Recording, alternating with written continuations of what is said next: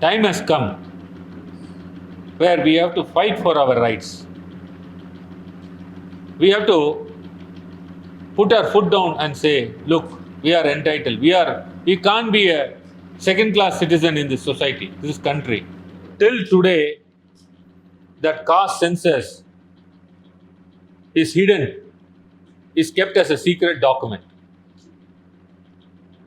And for other data, they say that census is 100% correct census. Whereas if you see upper caste, they are not educationally backward.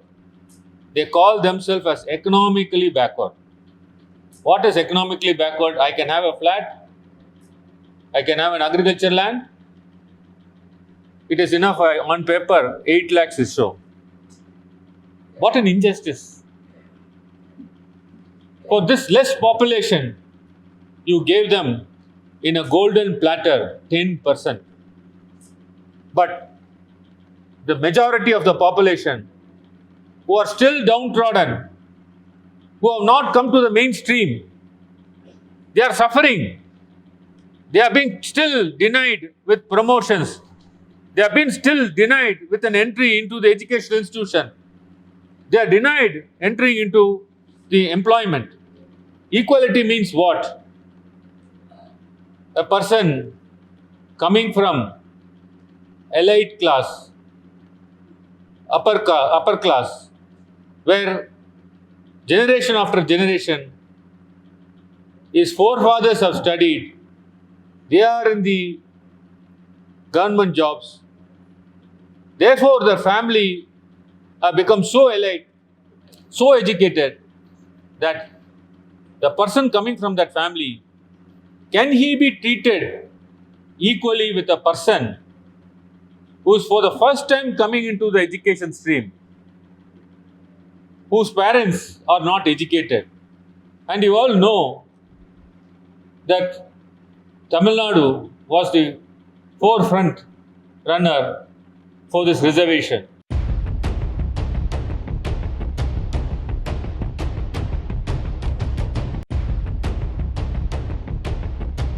Honorable Justice Virendra Yadav, sir, Professor Gatanlal, Professor Suraj Mandal, Dr. Rajendra Verma, Advocate Mr. Mahendra Mandal, dignitaries on the dais, dignitaries of the dais, press and media, and my learned brothers and sisters, good evening to you all. You should excuse me because I am speaking in English. I hope you could understand what I am speaking and what I am communicating. Today, Chetna Foundation has organized a very important meeting about the caste census. And of course, that is an important topic which I would say is traceable to social justice. And you all know social justice is a basic feature of the Constitution. Friends, I have to say this. Today, we all have assembled here. We are in different walks of life. We are occupying different positions. We are occupying different posts. We are able to get education to a certain extent. But what happened hundreds of years ago? We were all kept out from the education. We were all kept out from the employment. Only few persons whom we call upper class alone got the jobs. They alone were educated. And that is why there was struggle all over India. There was struggle seeking for share in the education, share in the employment. Our forefathers fought. Our great leaders fought for us. I can name many of them. They all fought, and ultimately we got the reservation. And you all know that Tamil Nadu was the forefront runner for this reservation. Tandai Periyar, you all know E.V.R. Periyar. He was a front runner to fight for equality, fight for same status as that of a man for women. He was a person who said that all have to be treated alike, equally. And because of his fight and his ideas, now those benefits have started flowing in. You all know how the first constitutional amendment came. In Tamil Nadu, there were reservations since 1920. Reservations were there in 1920. When the constitution came, the reservations was challenged in Madras High Court. One Champaka Dorairajan, he is a forward community. They challenged it, and the reservation was struck down. The grant of reservation in Tamil Nadu was struck down. Matter went up till Supreme Court. Supreme Court said, look, the Constitution preaches equality, Article 14. Therefore, when equality is there, all have to be treated equal. Therefore, you can't give reservation. Next moment, there were lot of protests in state of Tamil Nadu. The pressure rolled to the central government. Jawaharlal Nehru ji was the Prime Minister at that point of time. The pressure went up till Delhi. For the first time in Indian history, in 1951, the first constitutional amendment came. Article 15(4) was amended, and that is how today, friends, we are getting reservation. Why? Because of the protests. Only because of the protests, the whole of country felt that there is no equality at all. Equality means what? A person coming from elite class, upper class, where generation after generation his forefathers have studied, they are in the government jobs. Therefore, the family have become so elite, so educated, that the person coming from that family, can he be treated equally with a person who is for the first time coming into the education stream, whose parents are not educated, whose grandparents are not educated? So therefore, that is not equality. You can't treat apple and orange as same. That is how Tandai Periyar propagated it. And we fought and we got the first amendment and we got the reservation. Friends, now Why I am saying all this is, today we can hear the news that the caste census is being stopped. Bihar, it proceeded with the caste census. Why caste census is required? You may call it as a caste census, but actually it is a caste survey. In fact, I have spoken in Parliament that census is a list 1 subject. Census is entry 69, list 1. I spoke in the Parliament. The central government is not using this power of list 1, entry 69. What is the use? 1931, the caste census was conducted, and our BP Mandal, when he prepared reservations, 27% reservation for OBCs, that too in the year 80s, he has to rely upon 1931 data, and he gave 27% reservation. Now, in India, the OBCs are more in number. Is this 27% of reservation is enough? Minority, a less number of persons who are all upper caste, they got a 10% in constitution.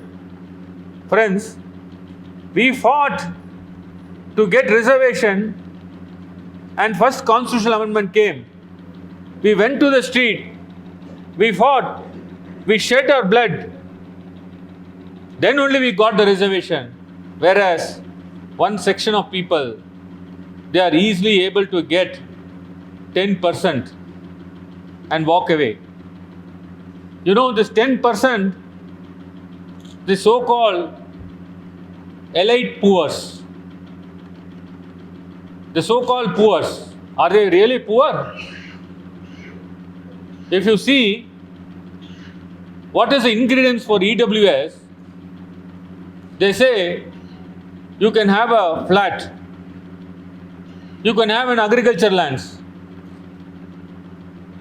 and their educational or the background is immaterial. What is granted to the OBC is socially and educationally poor. They are backward, socially and educationally backward classes. That is what they are called as SEBCs. But whereas if you see upper caste, they are not educationally backward. They call themselves as economically backward. What is economically backward? I can have a flat, I can have an agriculture land. It is enough on paper, 8 lakhs is so. What an injustice.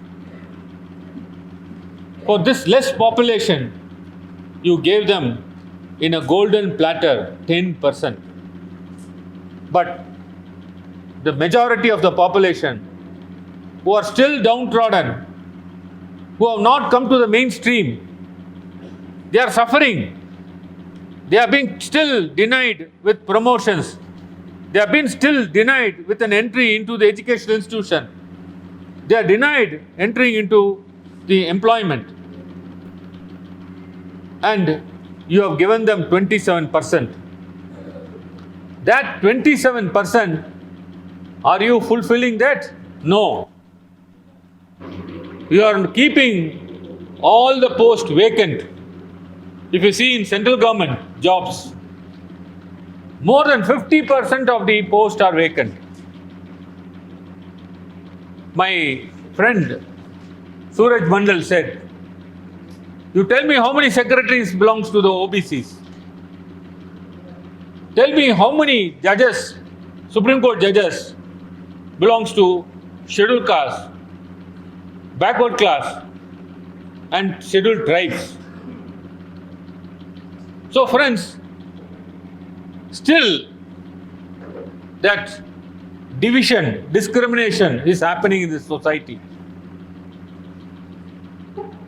In fact, when our leader, Mr. M.K. Stalin, took over, he showed to the whole of the country, look, this is Dravidian model of government. It is an inclusive government. I will make all castes as the priest.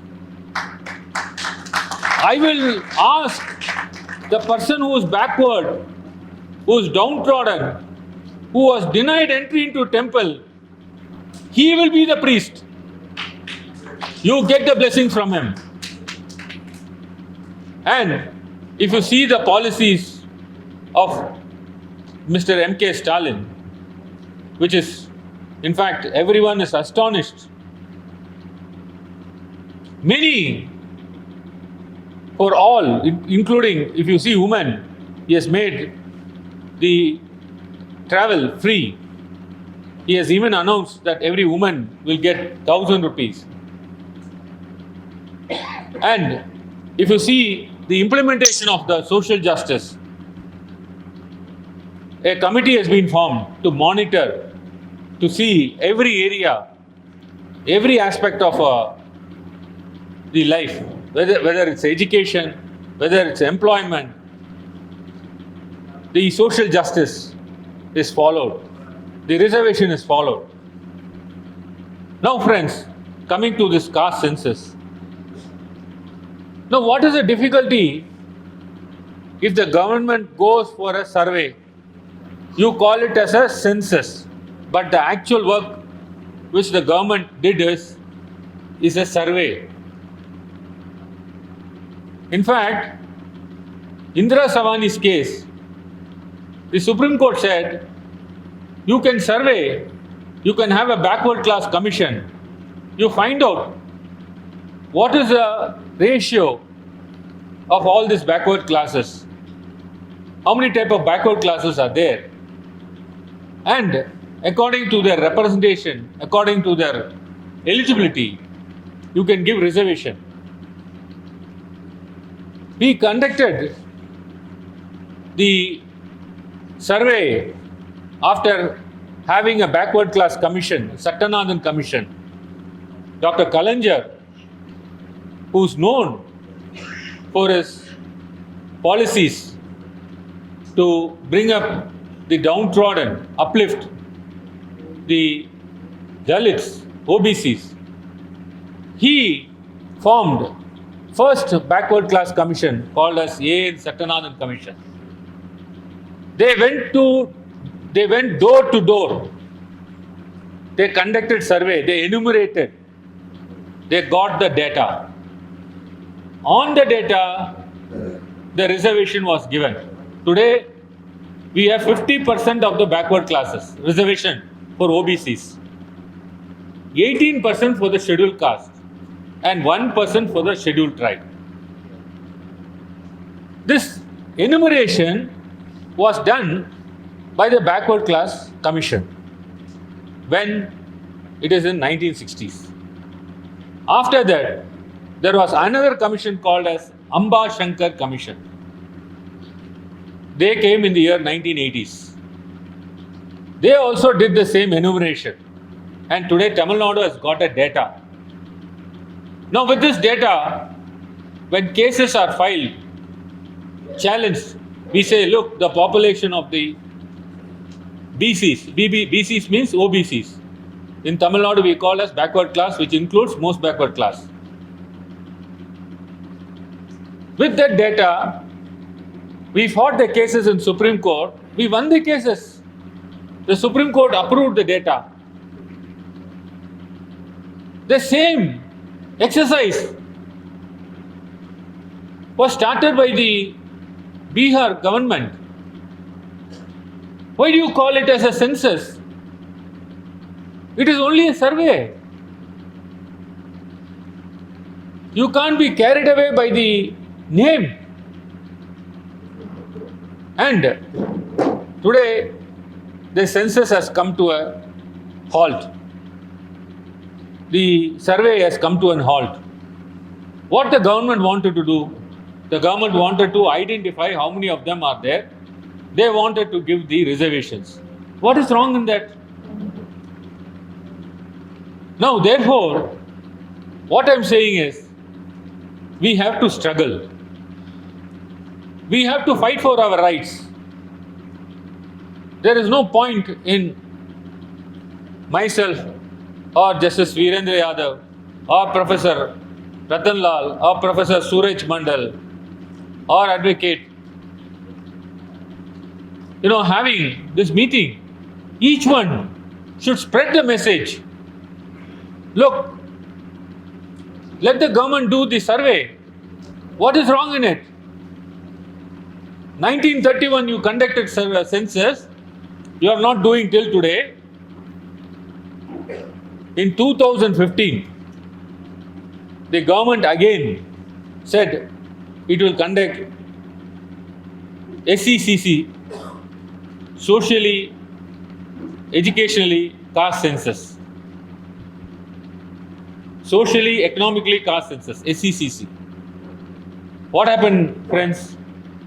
They spent about 4,000 crores, I would say 4,800 crores. Throughout India, the census was undertaken.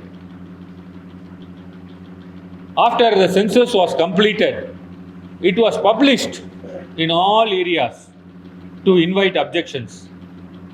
Everyone found that the census is accurate. The census had the data not only with regard to the poverty line, not only with regard to the other aspects, but also about the caste. That data clearly showed what is the population of OBCs. What happened? As usual, the government doesn't want to reveal the caste census. They kept that caste census alone.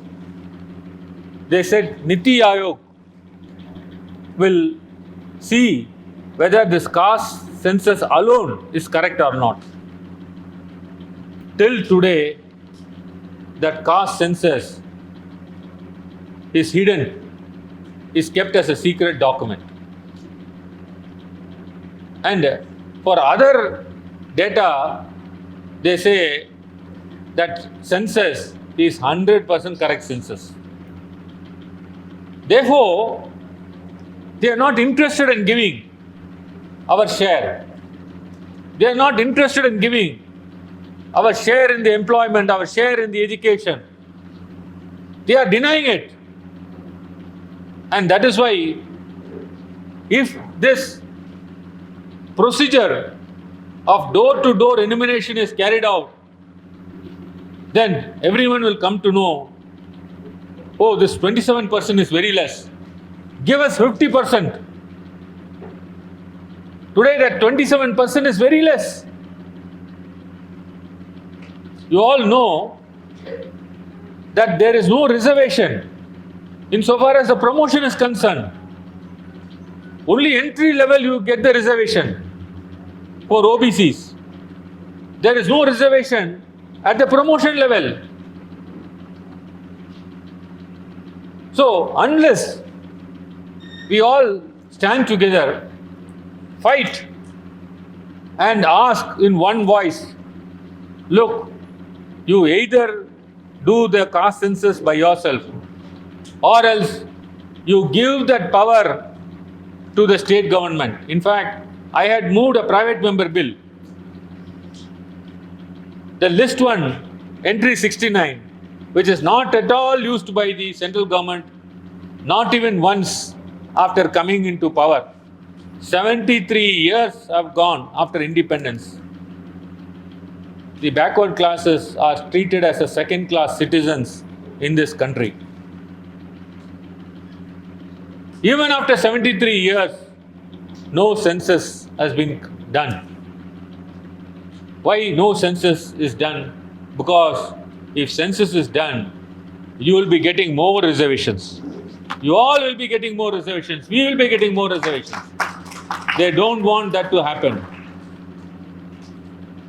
So therefore, friends, time has come where we have to fight for our rights. We have to put our foot down and say, look, we are entitled. We can't be a second-class citizen in this society, this country. We have to get the same treatment which you are giving for others. Therefore, friends, I would only request that all of you should participate in this moment that we all require the enumeration. Whatever name you call it as a census, you call it as an enumeration, you call it as a survey, but it has to be done. Thank you very much.